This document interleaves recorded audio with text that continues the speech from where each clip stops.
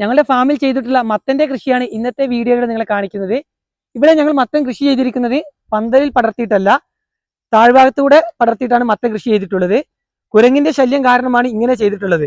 പന്തലിടുമ്പോൾ കായ്ക്കുന്ന മത്തനൊക്കെ കുരങ്ങ് വന്ന് എടുത്തുകൊണ്ട് പോകുന്നുണ്ട്. ഇതുപോലെ താഴ്ഭാഗത്തൂടെ പടർത്തുമ്പോൾ കളകൾക്കിടയിലൊക്കെ മത്തൻ ചാഞ്ഞു കിട്ടുന്നതുകൊണ്ട് കുരങ്ങൾക്ക് അങ്ങനെ കിട്ടുന്നില്ല. അതുകൊണ്ടാണ് ഈ രീതിയിൽ മത്തൻ കൃഷി ചെയ്തിട്ടുള്ളത്. ഞങ്ങൾ സ്ഥിരമായി ഉപയോഗിക്കുന്ന നാടൻ മത്തന്റെ വിത്തായിരുന്നു ഇവിടെ നടാനായിട്ട് ഞങ്ങൾ ഉപയോഗിച്ചത്. വേനലിൽ ഞങ്ങൾ ആദ്യമായിട്ടാണ് മത്തന്റെ കൃഷി ചെയ്യുന്നത്. ജനുവരി ആദ്യത്തിൽ തന്നെ മത്തൻ കായ്ച്ചു തുടങ്ങി. ആ സമയത്തൊക്കെ കുറച്ചൊക്കെ മത്തൻ ഞങ്ങൾക്ക് കിട്ടി. പള്ളികളിൽ മത്തൻ കൂടുതലായി ചാഞ്ഞു തുടങ്ങിയപ്പോഴത്തേക്കും നമ്മുടെ നാട്ടിൽ ചൂട് കൂടിപ്പോയി. അതുകൊണ്ട് ഏകദേശം ഈ പരുവത്തിലാവുമ്പോൾ മത്തൻ കേടുവന്ന് പോവുകയാണ് ചെയ്യുന്നത്. എല്ലാ വള്ളിയിലും ഇതുപോലെ ധാരാളമായിട്ട് മത്തൻ ചാഞ്ഞു വരുന്നുണ്ട്. ഇതൊക്കെ ചാഞ്ഞു വരുന്ന മത്തനാണ്. പക്ഷെ പ്രശ്നം എന്താണെന്ന് വെച്ചാൽ ഈ സമയം അധികം ഇതൊക്കെ കേടായി പോവുകയാണ് ചെയ്യുന്നത്. വേനലായതുകൊണ്ട് മത്തൻ നല്ല നനവ് കൊടുക്കുന്നുണ്ട്. അപ്പോൾ ഇതുപോലെ തന്നെ പുതിയ തെളിർപ്പ് നല്ല പൊട്ടുന്നുണ്ട്. ഈ പൊട്ടുന്ന തെളിർപ്പിലൊക്കെ ചെറിയ മത്തൻ ധാരാളമായിട്ട് ഉണ്ടാവുന്നുണ്ട്. ഈ കാണുന്നതൊക്കെ പുതുതായി ചാഞ്ഞു വരുന്ന മത്തനാണ്. എല്ലാ വള്ളിയിലും മത്തൻ ചായുന്നുണ്ട്.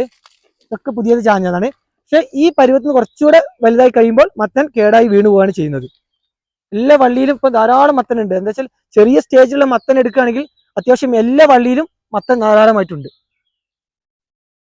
ചായുന്ന മത്തനൊക്കെ ഇതുപോലെ കേടായി പോകുന്നതുകൊണ്ട് ഞങ്ങൾ വള്ളി മുഴുവൻ കളയാൻ നിൽക്കുകയായിരുന്നു.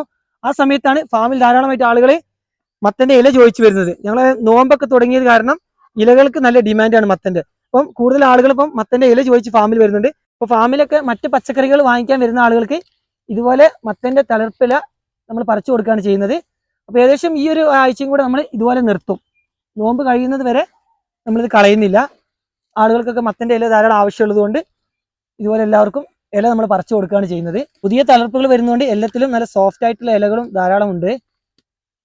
ഇതൊക്കെ നമ്മൾ ഇതുപോലെ പറിച്ചെടുക്കുകയാണ്. പച്ചക്കറി വാങ്ങിക്കാൻ വരുന്ന ആളുകൾക്ക് മാത്രമല്ല, മത്തന്റെ ഇല ചോദിച്ചു വരുന്ന ആർക്കും ഞങ്ങളുടെ ഫാമിൽ എത്ര വേണമെങ്കിലും മത്തന്റെ ഇല കൊടുക്കാൻ കഴിയുന്നുണ്ട്. നോമ്പ് തുടങ്ങിയത് മുതൽ ഇതുപോലെ ഒരു കൊട്ടയോളം മത്തന്റെ ഇല ആളുകൾക്ക് പറിച്ചു കൊടുക്കാൻ സാധിക്കുന്നുണ്ട്. ഞങ്ങൾ എപ്പോഴും മത്തൻ കൃഷി ചെയ്യുന്നത് നല്ല വേനൽ മഴയൊക്കെ കിട്ടി വിഷുവിന് ശേഷമായത് ചെയ്യാറുള്ളത്. എന്നാൽ ഇത്തവണ ആദ്യമായിട്ടാണ് ഞങ്ങൾ വേനലിൽ മത്തൻ കൃഷി ചെയ്തത്. വിഷുവിന് ശേഷം നടുന്ന മത്തനാണ് ഞങ്ങൾ ഏകദേശം ഓണത്തിന് വിളവെടുക്കുന്നത്.